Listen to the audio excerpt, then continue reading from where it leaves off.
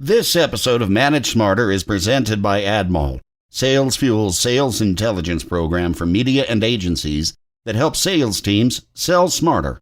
Learn more about Admol at admol.com. Welcome to the Manage Smarter podcast with hosts C. Lee Smith and Audrey Strong.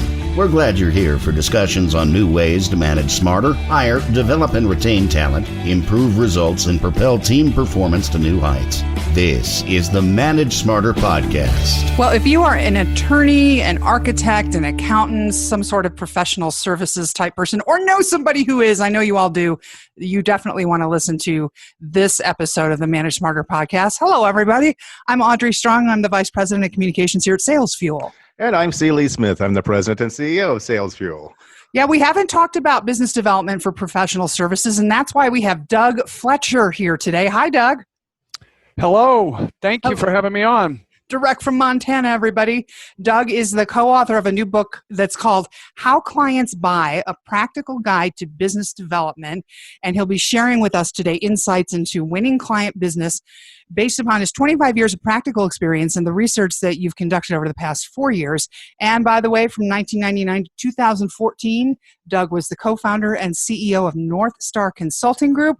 That's a technology-able consulting firm specializing in employee and client feedback web survey projects. Oh, that's a mouthful. Hi, Doug. Well, we're so glad you're here. And, you wanted to talk about this niche of professional services and business development and managing all that. And it's kind of a specialized area. Yeah, that's right. So our book, How Clients Buy, A Practical Guide to Business Development for Consulting and Professional Services, was just published this past year by Wiley. And I do think that selling a service is different in many ways than selling products, and our book is focused specifically on, as you mentioned, those of us in the professional services, consultants, financial advisors, architects, engineers, attorneys, you name it. And I think we have some special challenges in our fields that much of the literature and training out there around the broader topic of sales is not serving our needs as well. And so that's why we wrote the book. And I'm pleased to say it's being well received. So maybe we've struck a nerve out there somewhere. Particularly when we're talking to small and mid-sized businesses who need the professional services as much as the big guys do, and sometimes even more. One of the things that they always seem to they said they look for when they're researching a company that they may want to do business with. They look at the social media, they look at the ratings, the reviews, the number of years of experience in the field. Referrals, of course, are really high on that list as well. So, when we're talking about trying to build the business of a professional services company, it's really not just contingent on the salesperson, but it's really a function of everyone that's providing any type of customer service. Anybody that has any contact with a client at all actually has some impact on business development, right? Well, that's exactly right. And you bring up a good point. I mean, there are plenty of us out there that are solo professionals. But in many cases, you work within a team context, and you're in a firm, a small, medium, large size firm, and there's a lot of touch points between the client and the expert service provider, and so it's a complex. It's a complex process, and there's a lot of ways for things to go well and for things not to go well. And as I mentioned, earlier, it's I think in many ways it's very different than buying a product. And so that's the gist of our book, and why we felt it was important to talk more about that. So, how do clients buy professional services?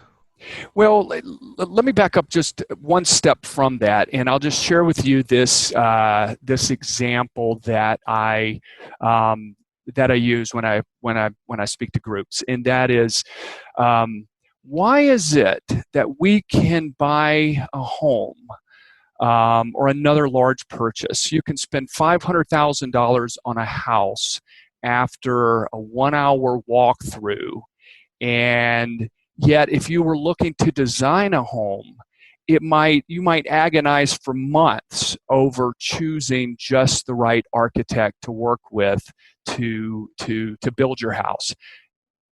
Why is that? Why can you buy a house in an hour or a car in an hour, and yet you'll spend weeks or months or longer agonizing over which financial advisor to use or which architect, and so forth. And I think the biggest difference is in what is versus what could be. And I think that in buying or hiring an expert, it takes a much bigger leap of faith, and it feels riskier. It feels scarier. There's so much more uncertainty.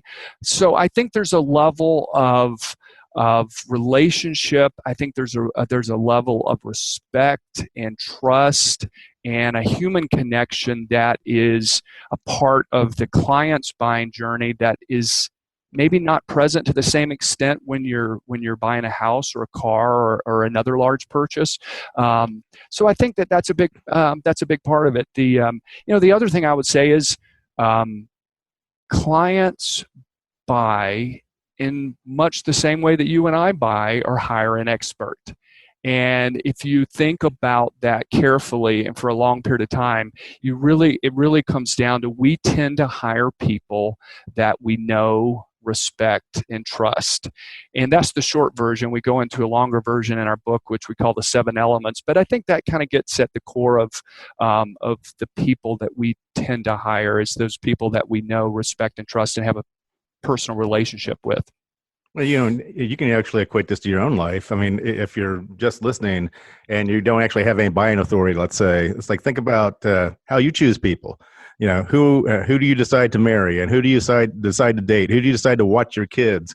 That sort of thing. Choosing people is always harder than choosing a tangible product. Well, exactly right. I mean, when we're thinking about products, for example, it's tangible. In many cases, there's specifications, there's attributes, there's features, there's warranties, there's promotions. There may be a brick and mortar component to it, or an e-commerce component to it, but and oftentimes, there's a very skilled, customer related person that's working through that buying decision with you. But it's very different than, when we're buying an expert service, which, it's intangible, and it's based upon the perception of reputation and credibility and thought leadership and relationships and respect and trust. And those are just squishy topics that I think takes a while to kind of ferment in our bellies before we get to that point where we're ready to make a commitment. Because we're called the Manage Smarter podcast, I have to ask the question, if you have a best practice for, let's say a listener has his own business but isn't getting very many referrals, and so is trying to execute the work and go after new business and get the client to buy, referencing the book. How many hours a week, or should you time chunk out half a day a week? What's the most effective way to go at this for a manager? Yeah, it's a great question. A lot of it depends on where you are in your career. For example, or in the evolution of your firm. So if you are coming right out of the gates and you don't have many clients, or you don't have any clients, you could spend a lot of time on business development. Maybe all of your time on business development related activities.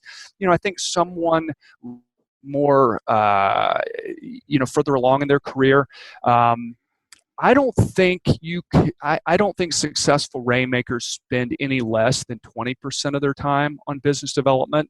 So if that's 2 or 3 hours a day or 1 day a week that you've got blocked out for it. But I think one of the things that we learned from the research for our book, and in our book we shared our own experiences, my co-author Tom McMakin and I, but we also interviewed 40 highly successful rainmakers from a wide variety of industries. professional services for our book. And one of the things we learned from these interviews is all of the successful rainmakers are highly disciplined at scheduling business development. And, many people start their day and they do not get into client work until they have spent 2 or 3 hours doing business development related activities, whether that be following up with prospective clients or working on thought leadership pieces or calling people that you would like to meet. And then other people, maybe they chunk off Friday and they say, hey, Friday is my business development day. So I don't think there's one necessarily right schedule or approach. But, back to your original question, I think it could range anywhere from 20 to 80% of your time, just depending upon where you are in your development. And also going to Audrey's question, I will also have to add the very worst thing you can do is devote zero time to it and think, I've got all the business I need. I've got, I don't need to worry about business development right now. It's like you always have to worry about business development because in the blink of an eye, you could find yourself needing business. And it takes time to do that business development. It's not like you can just go out and pick up the phone and make a few calls and say, okay, great, I've developed my business, in a day or a week or something like that. It takes, it depends, I guess, on what the service you're selling, right? It can take months, right? Well, that's exactly right. Many of these, much of what we do has long sales, and you can't expedite trust. And so if it's a brand new prospective client, someone that you just met, it could take months or longer, a year or more before you get to that opportunity where you get the chance to work with them. But rare, if ever, do you have a call with a new prospective client and you're working for them by the end of the week, right? That just, it just doesn't happen very often. So these relationships take time to build, and it's something that we need to be doing often and continuously, because it could be months before we convert someone that we would like to serve into a paying client. You talk about service, character, and help, and that's sort of the trinity of the approach to enticing a client to buy what you're selling. Can you talk about that a little bit? Yeah. So one of this might be blasphemous to bring this up on this wonderful podcast, but one of the things we learned from these interviews with these 40 plus highly successful rainmakers was that the original working title of our book was how to sell professional services, or selling professional services, or something to that effect. And it was just a working title. But when we interviewed these rainmakers, they had a negative, visceral reaction to us calling what they did selling. Mm-hmm. And it was almost like they wanted to jump through the phone and strangle us. They were visually or viscerally upset, and we came to label this, the rainmaker's mindset. But it's like they did not believe in their heart of hearts that they were selling. They were at a particular topic, and they were serving other people. They were helping people define and understand their problems and needs, and they were there to help serve them. And so we kind of, from that, we kind of, developed this mantra of, service, not selling, help, not hype, and character, not charisma. And just genuinely trying to be helpful and caring is what we labeled this rainmaker mindset, and it's what they believe in their bones. It's not just like crazy talk. It's they perceive that's what they're doing, and I think it's an important distinction. I'm sitting here nodding my head. I'm thinking, you just defined what sales is, right? Yes, and you guys, you guys work. You talk to a lot of highly successful people, and many of them may be in product sales. And I have never been in product sales. I've, except maybe like Boy Scouts in high school or something. But I've spent my life in professional services, so maybe what we're writing about does translate to products. Maybe it's not that different after all. Yeah.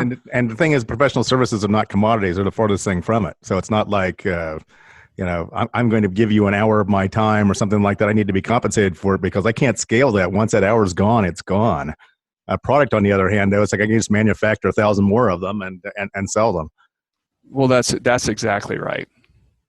Well, I just changed CPAs. I had this CPA for 11 years and fired him, and I got a new guy through a referral from a trusted colleague. And so there it is right there. And I went up and met with them this week, and the service levels were excellent. For me, it's all about the service level and being over-serviced and serviced in the way you'd like to be serviced, Yeah. is what sells it for me.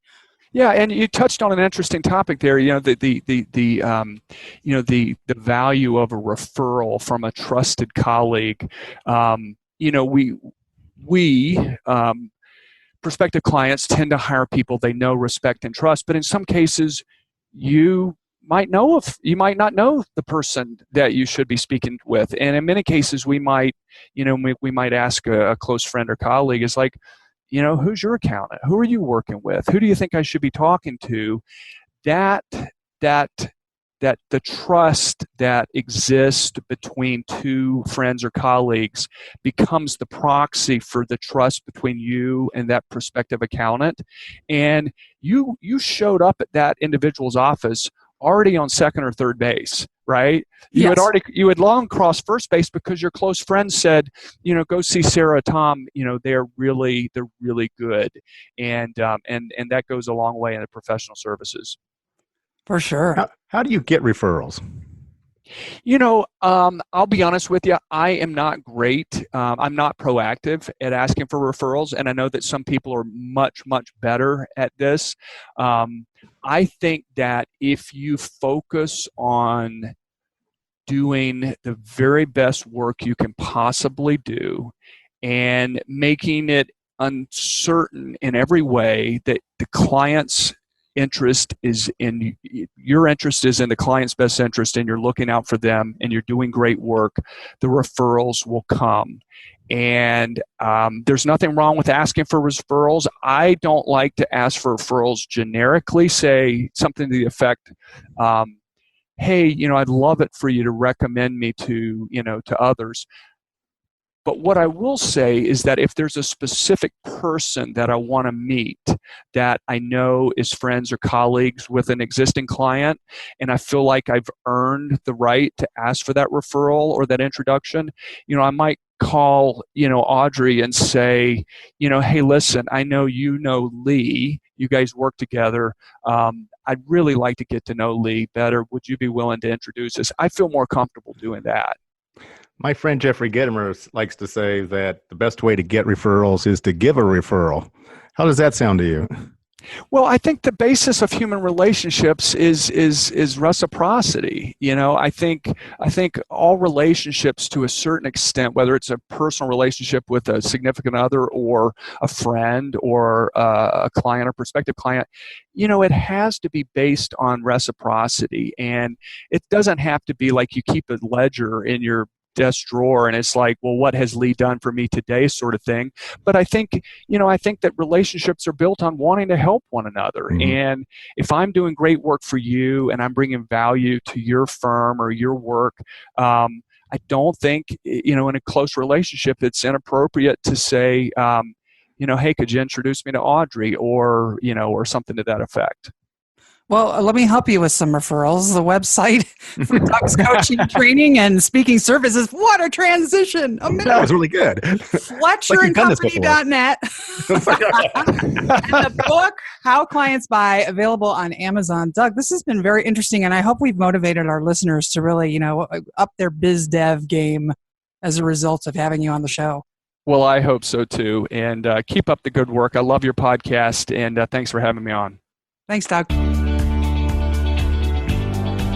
Thanks for listening. If you enjoyed the show, please rate and recommend on iTunes, Overcast, or wherever you get your podcasts. You can also get more great information at salesfuel.com.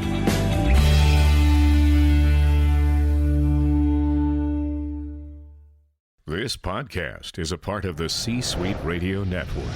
For more top business podcasts, visit c-suiteradio.com.